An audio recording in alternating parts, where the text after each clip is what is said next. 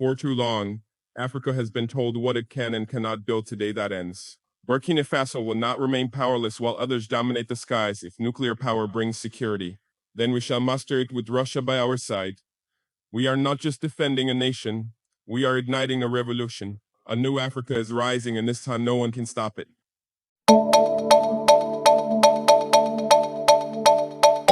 Welcome to Talk of Africa 360, your source for insightful news, analysis, and thoughtful commentary.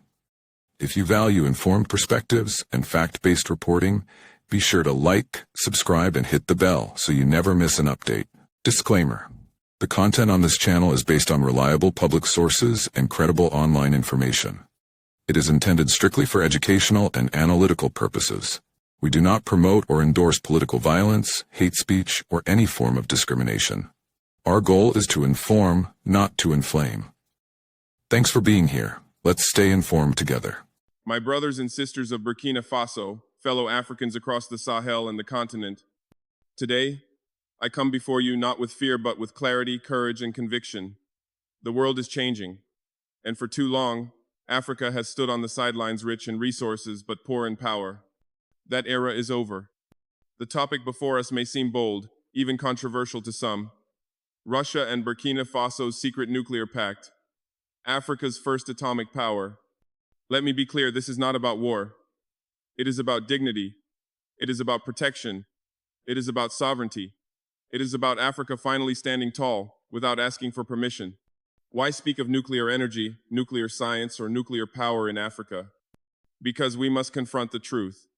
Our continent has been exploited, destabilized, and denied the very technologies that other nations use to defend their interests and build their futures.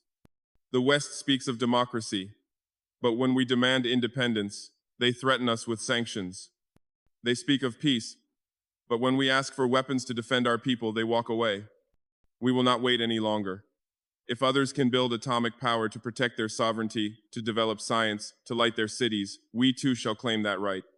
Our partnership with Russia is not a betrayal of Africa, it is a rejection of domination. Russia has shown what many in the West fear to acknowledge, that Burkina Faso and the African people deserve to master advanced science, deserve to determine our own security, and deserve to walk with pride. This is not a secret pact, it is a sovereign agreement. Whether for energy, for medicine, or for national defense, our cooperation with Russia is built on respect, not subjugation. We will learn. We will develop. We will not remain in the dark while others shine. Let us be honest. Nations are not respected because they are friendly. They are respected because they are strong. Libya gave up its nuclear program and was destroyed. Iraq did the same and was invaded. Africa must learn. We are not pursuing weapons to provoke, but to protect. If tomorrow, Burkina Faso possesses the scientific capacity to defend its land, to safeguard its people, and to deter any foreign interference, then the peace we seek will finally be real. Peace is not the absence of war. Peace is the presence of strength. This is not just about Burkina Faso. This is about Africa. Africa cannot forever be the continent of charity.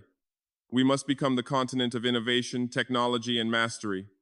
Let our universities study atomic science. Let our engineers design reactors for energy. Let our defense forces understand deterrence.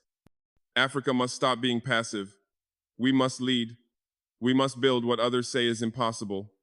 And if we build it with the right intent, it shall not destroy but protect, enlighten, and inspire. My people, we were not born to kneel. We were not created to beg. We were born free, and we must defend that freedom by any means necessary. Let the world hear us today. Burkina Faso is not alone. Africa is not asleep. And our future will not be written by foreign hands. If the atomic path is the road to security, then we shall walk it. If knowledge is the weapon that brings true peace, then we shall master it. Africa is rising, and we will rise with power not to destroy, but to be respected. Long live Burkina Faso. Long live African sovereignty. Long live the people who refuse to be conquered. Thank you. Have you heard the latest twist in Africa's power play?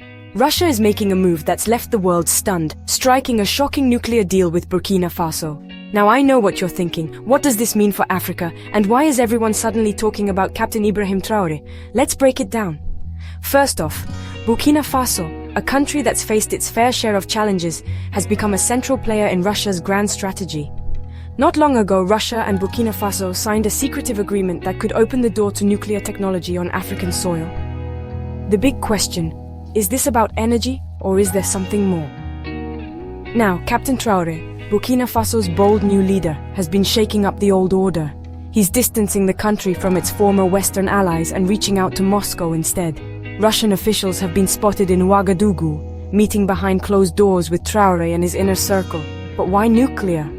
On paper, the deal is about civilian nuclear energy powering homes, boosting industry, and fueling Burkina Faso's ambitions to leap forward. The Kremlin is offering advanced reactors, training engineers, and promising self-sufficiency. But let's be honest, nuclear deals always raise eyebrows. With Russia under heavy Western sanctions, it's looking for new friends and influence wherever it can.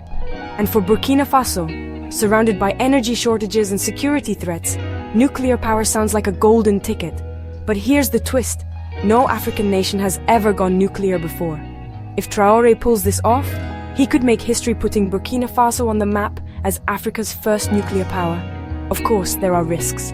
Nuclear technology comes with strict regulations and global scrutiny. Western nations are worried. Could this deal shift the balance of power? Could it spark a nuclear race across Africa? Or is it just the next step in Africa's bid for self-reliance? What I find fascinating is how quickly alliances are changing. Russia's not just selling technology, it's offering partnership, security, even military support. For many Africans, tired of old colonial ties, this new approach feels fresh, even empowering. But the stakes are huge. If this nuclear partnership succeeds, it could transform Burkina Faso and inspire other African nations to follow suit. Or it could set off a chain reaction, drawing in rivals and putting the continent at the center of a new global standoff. So, what do you think? Is Russia's nuclear deal with Burkina Faso a game changer or a dangerous gamble? Drop your thoughts in the comments. Thanks for watching, and stay tuned for more on Africa's unfolding future. As reactions continue to pour in from across the continent, one thing is clear. Africa is demanding respect, sovereignty, and accountability. Was this just a diplomatic misstep or a deeper sign of shifting global alliances? We'll be watching closely. If you found this story important, don't forget to like, share, and subscribe for more real, unfiltered African news. This is Talk of Africa 360, telling the stories that matter.